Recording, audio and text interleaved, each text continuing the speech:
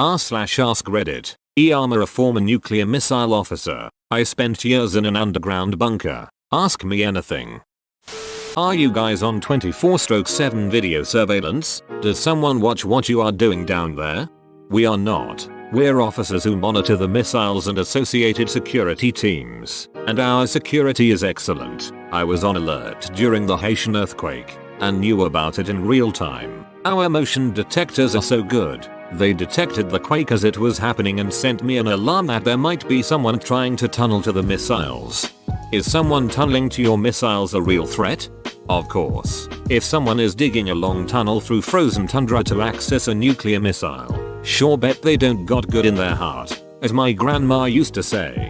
I wonder, what did your grandma think about nuclear arms? Well, she voted for Reagan twice. Do you know what is happening in the outside world? Or are you completely isolated and just get commands over the red phone? We do. No red phone.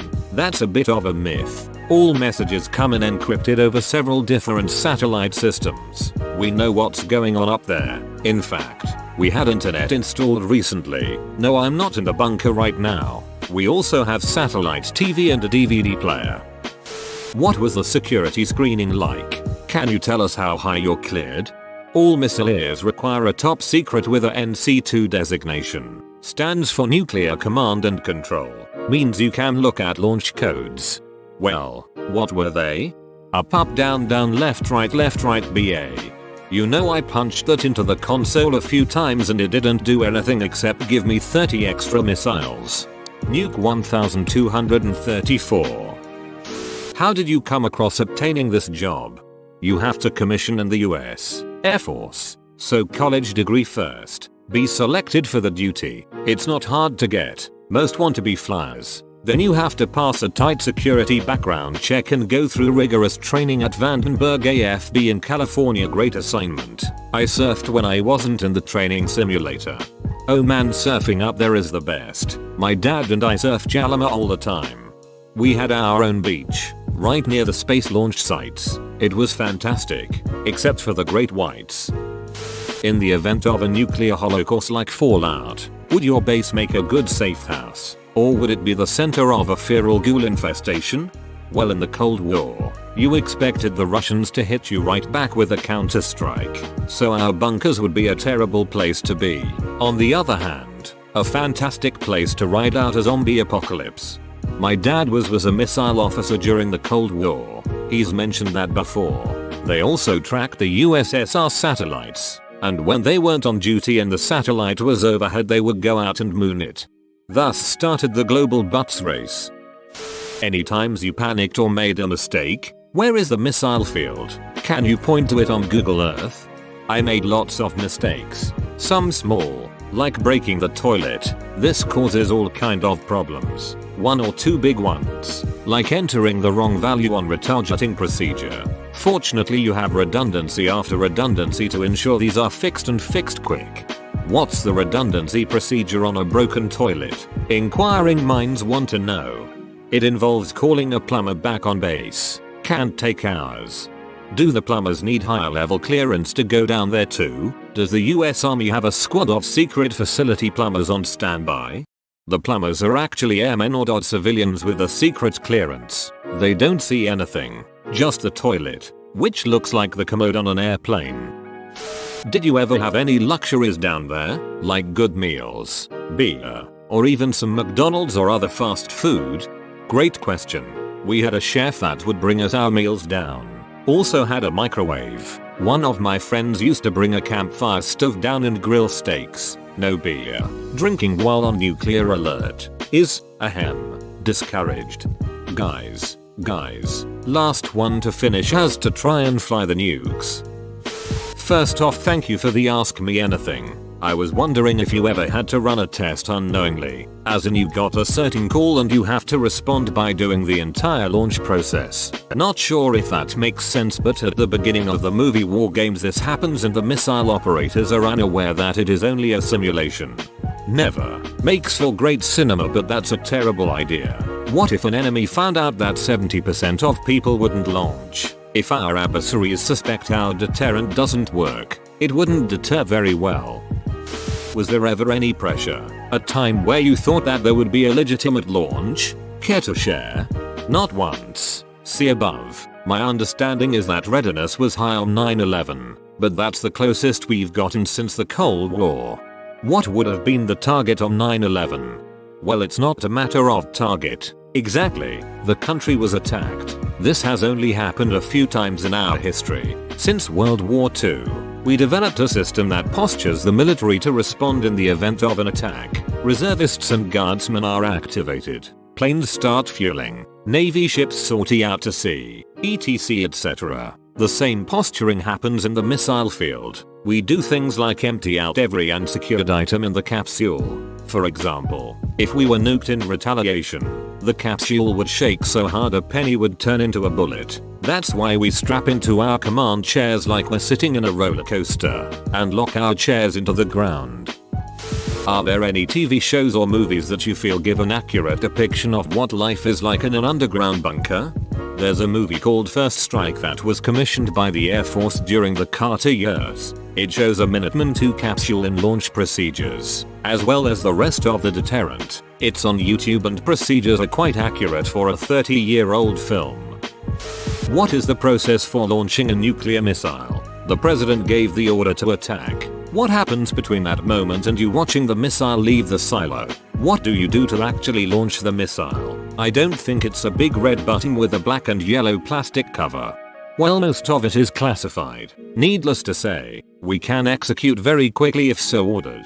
The unclassified version is that we receive an encrypted message over 5 different communication systems, some that can break through imperfects. We verify the message is properly formatted and we authenticate it using authenticators sealed in a safe with 2 locks on it. This way no one person can access launch codes. If the bunkers were destroyed but the missiles left standing, a special plane can fly overhead and launch the missiles from the air. I always thought of aliens. Let's take off and nuke the site from orbit.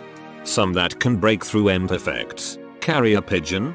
I doubt the name would be so plain. First of all, cool military things need the word tactical in front of them, like a tactical nuclear missile or tactical land attack munition. Then it needs to be condensed into a 3-letter acronym with an arbitrary number behind it to convey the thought that it's been well developed plus a letter used to denote a variant. My guess would be TCP-82B. The TCP-82B tactical carrier pigeon is an integrated communications and weapons system designed with survivability and flexibility in mind. It is an enhanced, scalable solution with the capability to defend the country at a moment's notice.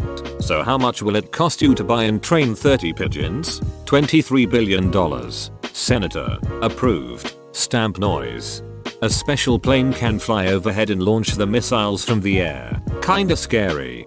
The missiles have to go into what's called radio mode. If the ICBMs don't hear from the capsule for a set period of time, radio mode activates. Otherwise we don't give the plane that authorization.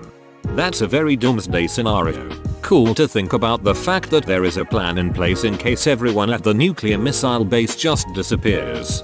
I recently visited the Titan II Missile Museum down in Tucson, AZ.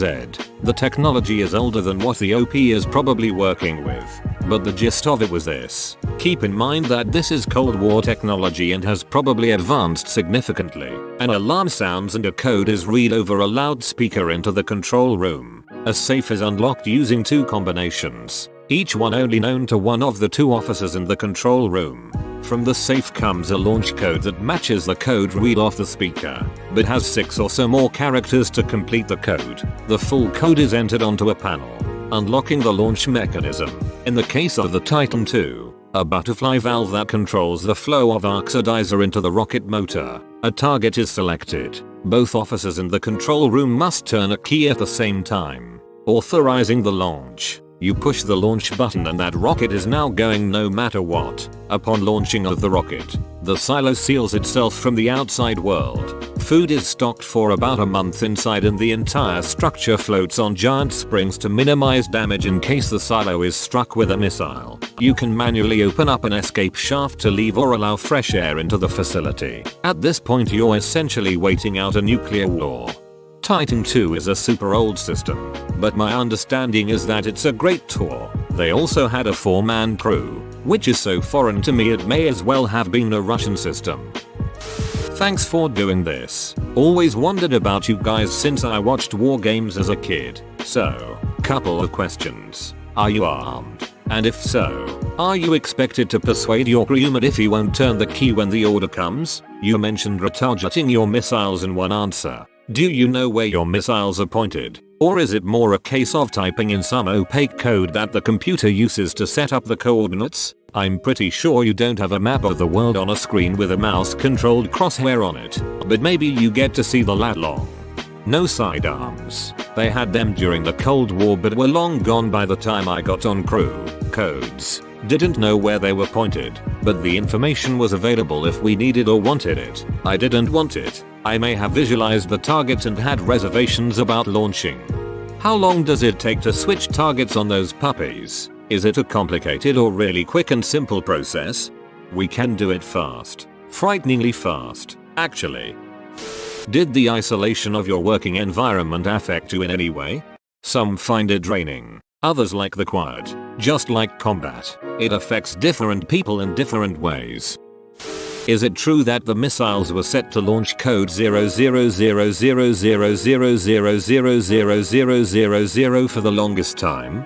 I read that story. Of course I would never comment on launch codes. He doesn't comment because they are still 00000000000000. So yes.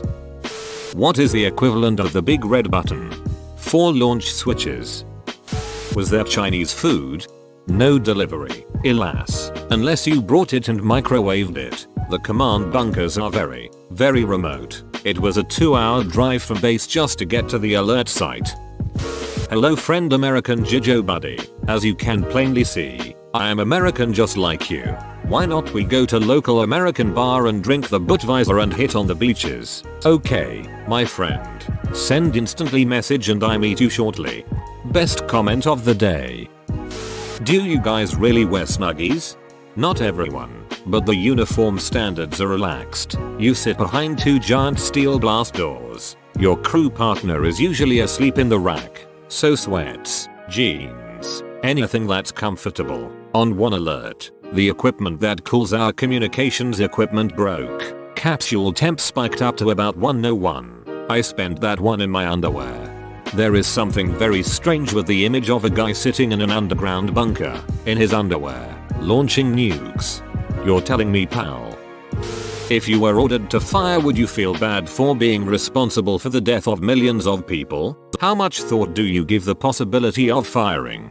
You're trained to process through your launch checklist without emotion. I've never had to do it in what we call real world, only exercises. I think that I would feel a deep sense of sadness that events deteriorated so badly that I would have to do my job.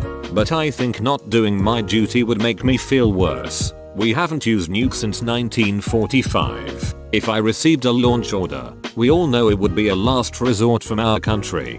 I would feel a deep sense of sadness that events deteriorated so badly that I would have to do my job. I feel like this every time I have to stop browsing Reddit to actually get some work done.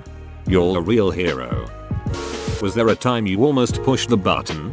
Not once. Thank God. We go up to higher states of readiness if the threat is serious enough. On 9/11, my understanding is the missile force was puckered pretty tight, ready to pop. Day to day, we're usually just making sure the ICBMs are healthy and ready to fire if needed. Some people say we're on hair trigger alert, but that's a bit of a misnomer. On 9/11, my understanding is the missile force was puckered pretty tight, ready to pop. Were you off duty on 9/11? I was still in college. How many people are stationed in these underground bunkers? What did you guys do for entertainment? 3 missile fields of 150 missiles each on alert. Each squadron has 50 missiles controlled by 5 flights of 2 crew members each. So at any given time there's 90 missileers on alert. It was much higher during the Cold War, when we had 9 missile fields. Was it a 2-key system like in the movies, where you issued a handgun and told to shoot the other guy gal if they didn't turn their key?